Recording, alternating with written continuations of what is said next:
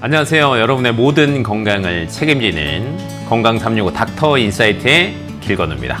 자, 오늘은 저희가요, 건물 투자와 빌딩 매입의 핵심 기준, 그리고 상속 과정에서 발생하는 분쟁과 해결 방법, 마지막으로는요, 부동산 거래 시 반드시 확인해야 할 법률 체크리스트까지 자산 관리 전반에 대해서 준비를 했습니다. 자, 그럼 먼저 오늘 가장 먼저 이야기해 주실 전문가님 화면으로 먼저 만나보고 오겠습니다.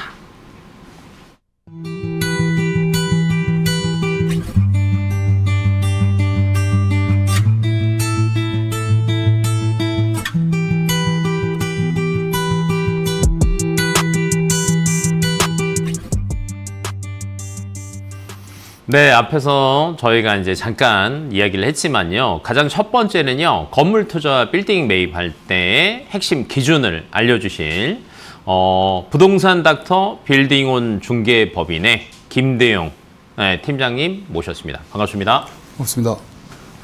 자기소개 한번. 안녕하세요. 고객님들의 건물주들 힘을 잃어드리고 있는 빌딩지니 빌딩온 중개법인 김도영 팀장입니다. 네. 저희가 오늘 저희 첫 출연이긴 하지만 너무 긴장은 안 하셔도 될 것 같고요. 저희가 오늘 이런 걸 한다라고 하니까 사연 들어온 게 있어서 사연 먼저 한번 읽어보고 가겠습니다. 안녕하세요. 서울에서 작은 제조 법인을 운영하고 있는 50대 자영업자입니다.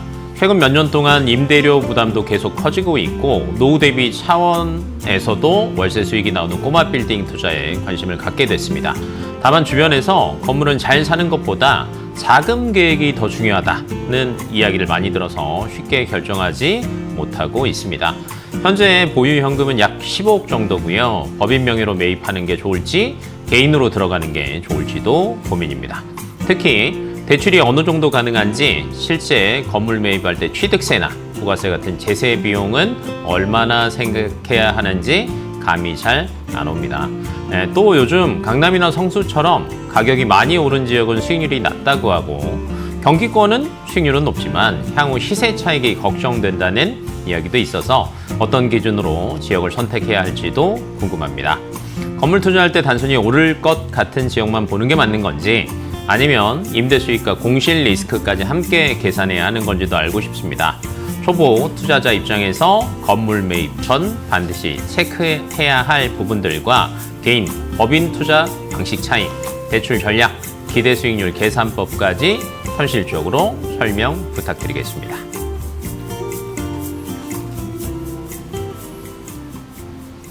네, 저희가 항상 얘기할 때 조물주 위에 건물주, 이런 이야기들 정말 많이 하고 있는데 막상 시작하려고 하면 굉장히 어려워 하시는 것들 같아요. 그래서 이렇게 좀 길지만 정말 궁금해하는 내용으로 저희한테 이제 사연을 보내주셨으니까 아마 오늘의 이제 빌딩 지니가 모든 거에 대한 답변을 해주시지 않을까. 네. 맞죠? 네, 맞습니다. 그러면 이제 앞에서 그 질문 중에 저는 이제 기억나는 것 중에 하나가 대출 전략. 네. 저희가 이제 에쿼티 비율이라고 하잖아요. 현금 어느 정도 비유하는 게, 보유하는 게 좋냐, 이런 거 굉장히 궁금해 하시는 것 같은데, 어느 정도 하시는 게 딱 좋을까요? 사실 이제 빌딩을 매입하실 때 전액 네. 현금으로 투자하시는 분들도 계시지만 실제로는 대부분 대출 레버리지를 많이 활용을 하십니다. 다만 안정적인 매입을 위해서 매매가의 30%에서 40% 이상은 현금으로 준비하시는 것이 좋다라고 권해드립니다. 네. 보통 이제 계약 단계에서 매매가의 10%를 이제 현금으로 지급을 하시고 잔금 시에 이제 대출 규모에 따라서 70~80% 정도 이제 대출로 활용을 하시고 나머지 10%에서 20%는 추가 현금으로 지급을 많이 하시게 되는데요. 여기에 이제 부동산 취득세랑 중개수수료 등 각종 이제 제세 비용까지 고려해야 하는데, 일반 매매가 기준으로 이제 제세 비용은 약 6% 내외 정도 별도로 준비하시는 게 좋고, 그래서 이제 많은 분들이 매매 대금만 생각하시다가 부대 비용에서 자금 계획이 꼬이는 경우가 굉장히 많습니다. 그리고 또 한 가지 주의하실 점이 있는데, 매매 조건에서 이제 중도금이 들어가 있는 경우가 있습니다. 중도금은 대출로 납부가 안 되기 때문에 현금으로 반드시 준비를 하셔야 되고요. 그래서 이제 계약 전에 자금 일정이나 대출 실행 과정 내용이나 그런 것들을 꼼꼼하게 확인하시는 것이 중요합니다. 그래서 결국 건물 투자는 단순히 얼마까지 대출이 나오느냐 이것보다 이제 계약금과 중도금, 잔금 그리고 이제 제세 비용까지 어느 정도 이제 가지고서 전체 자금 계획을 세울 수 있느냐 그것이 이제 안정적인 매입의 핵심이라고 말씀드릴 수 있습니다. 그냥 전반적으로 고려한다라고 하면 현금은 그래도 최소 30-40% 정도는 준비하고 시작하시는 게 좋고. 네, 맞습니다. 이제 가끔 이제 중도금이 계약서에 이제 포함되면 요거 대출 안 나오니까. 네, 대출이 안 됩니다. 미리 이제 감안해서 준비를 하는 게 좋다라고 말씀을 드리셨고요. 그다음에 이제 매입할 때 사실은 제세 비용 아까 저희가 얘기했는데 한 6% 정도 나온다라고 얘기했는데 요거면 딱 끝이에요? 제세 비용이 이제 6% 내외가 나오는데 이제 그게 이제 좀 차이가 좀 있습니다. 네네네. 이제 좀 세부적으로 알려주셔도 좋을 것 같아요. 네, 상가 건물 기준으로 봤을 때 네.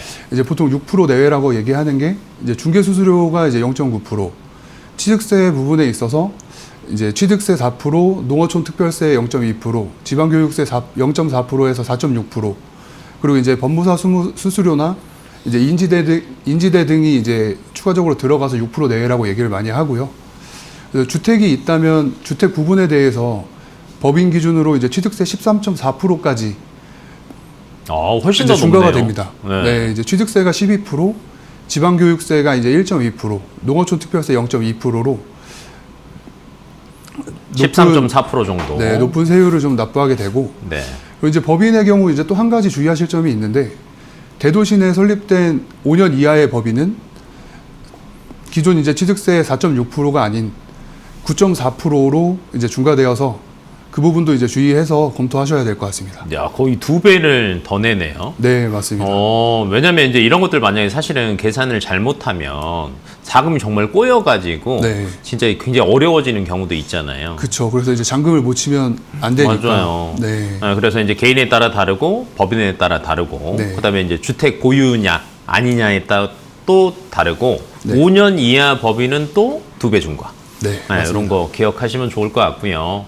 그러면 이제 사실은 그래. 제가 준비를 했다라고 쳐요. 근데 건물 매입할 때 아까 저희가 대출을 많이 일으킨다라고 말씀을 드렸잖아요. 네. 근데 이제 대출 금액도 좀 어려운 게 막 LTV도 있고요. DSR도 있고요. 이거 기준 대비해서 몇 프로 나온다 이렇게 들어는 봤는데 헷갈려 하시거든요. 이거 좀 쉽게 한번 정리해 주세요. 네, 그래서 LTV, DSR, RTI가 있는데요. 그 LTV란 이제 건물, 토지의 이제 담보 비율이고요. DSR은 이제 소득 대비, 연소득 대비 원리금을 이제 연에 상환할 수 있는 비율을 이제 얘기를 하는데 1금융권 같은 경우에는 이제 40% 정도가 됩니다. 그리고 이제 RTI라고 금융 비용 대비 이제 이자 상환 비율인데 연간 이제 임대 수익으로 이제 임대 소득 대비 이제 연간 대출 이자 비율을 이제 얘기하게 됩니다. 그래서 이제 우선 개인의 경우에는 대출을 받으실 때 RTI, DSR 등 규제가 좀 많아서 대출이 좀 쉽지 않습니다. 그래서 이제 보통 법인으로 매입을 많이 검토하시는데 법인의 경우 매입하시려는 부동산이랑 법인의 주 업종, 그리고 재무제표, 매입 목적, 그리고 이제 추가적으로 법인 대표자의 신용이나 공동담보를 넣을 수 있는 담보가 있는지에 따라서 감정가나 매매가의 80% 이상까지도 가능한 경우가 있습니다. 이제 예를 들어서 LTV 75%인 지역에 은행 탁상 감정가가 50억이고 매매가가 50억인 건물을 직접 사용 목적으로 이제 매입을 하고자 한다고 가정해 보면 부동산 담보로 37억 5천만 원 이제 75%가 가능하고 추가로 이제 법인의 주 업종이나 이제 신용 등에 따라서 한도가 이제 40억 80%까지도 이제 나올 수 있다고 보시면 되는데요. 여기서 이제 직접 사용 목적이 아니라 임대 목적으로 매입을 하신다라고 하면 담보 가격에서 조금 달라집니다. 그러니까 담보 가격 이제 75%에서 임대 가능한 이제 호실별 소액 보증금을 차감한 금액이 담보 금액이 되고 그 이외에 이제 80%까지 나올 수 있는 부분은 그 전에 말씀드렸던 이제 법인의 신용이나 공동담보 여부 그거에 따라서 조금 달라질 수 있을 것 같습니다. 이거에 따라서 좀 많이 차이가 나네요. 네, 맞습니다. 근데 이제 지금 제가 딱 들어보면 개인의 아까 LTV나 네. DSR 이런 것들 때문에 사실은 한도가 조금 작잖아요. 네, 맞습니다. 그럼 아까 저희가 사례에서 이런 질문이 있었거든요. 개인이 유리해요? 법인이 유리해요? 근데 이제 이것만 들은 걸 제가 그냥 종합을 해보면 법인이 유리할 것 같은데 네. 맞아요? 그렇죠. 좀 차이점을 조금 더 한번 자세하게 설명해 주실 수 있으시겠습니까? 법인과 네. 개인의 투자에 있어서 차이점이라고 보면 네. 이제 개인과 법인의 이제 그 대출 가능 한도에서도 이제 크게 차이가 나고요. 네. 그리고 이제 세금 부분에 있어서도 많은 차이가 있습니다. 그래서 이제 개인이 매각하게 되면 과세 표준 2억에서 200억 기준으로 개인은 38%에서 45%의 세율이 적용되는데 양도세 네. 부분에서 그러니까 이제 이익 보고 팔 때. 네, 맞습니다. 그래서 이제 법인은 20% 정도의 20%의 이제 그 세금만 납부를 하면 되기 때문에 절세가 상당히 많이 됩니다. 그래서 이제 그 절세된 금액으로 재투자를 또 하실 수도 있고 이제 상속이나 증여를 고려하신다면 법인으로 이제 투자를 하시는 경우가 많으시죠. 정리해 보면 이거네요. 우선은 대출 한도도 개인보다는 법인이 조금 더 낮고, 네. 네, 그다음에 이제 팔 때도 이제 양도 차익, 이익 보고 팔 때는 세금을 내야 되는데 네. 개인은 최대 45%까지지만 법인은 20% 내외니까 네. 여기서는 한 20% 이상 세이브가 되니까 개인보다는 법인이 조금 유리할 수 있다. 네. 네, 라는 거 기억하시면 좋을 것 같고 그러면 샀어요. 네. 근데 보유를 하는 것도 보유할 때 사실은 신경 쓸 게 또 있잖아요. 그렇죠. 네, 뭐 신경 써야 될 부분들이 따로 딱 있습니까? 건물을 보유할 때 신경 쓰셔야 되는 점은 네. 이제 관리 측면으로 본다면 이제 노후도에 따른 유지 보수, 예를 들면 이제 옥상 방수나 창틀 실리콘 같은 소모품 관리가 있고요. 또 승강기, 전기, 소방 시설 점검 같은 이제 정기적인 시설 관리도 좀 필요합니다. 그리고 이제 여기에 임차인 관리나 공실 관리 같은 임대 관리도 중요한 부분이고요. 다만 이제 실제로 건물 운영을 하다 보면 세무 관련 업무는 세무사가 맡아주는 경우가 많고 시설 점검도 전문 업체랑 이제 계약해서 정기적으로 관리를 받으시는데 지금 이제 건물주분들께서 가장 신경 쓰고 어려워하시는 부분은 사실 임대 관리입니다. 예를 들어 이제 임차인이 월세를 연체하거나 맞아요.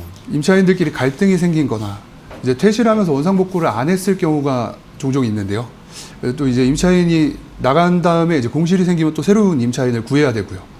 이처럼 예상치 못한 일들이 좀 발생을 하다 보니까 최근에는 이런 업무를 이제 전문적으로 관리해주는 임대 관리 대행업체에 맡기시는 분들도 많이 늘어나고 있습니다.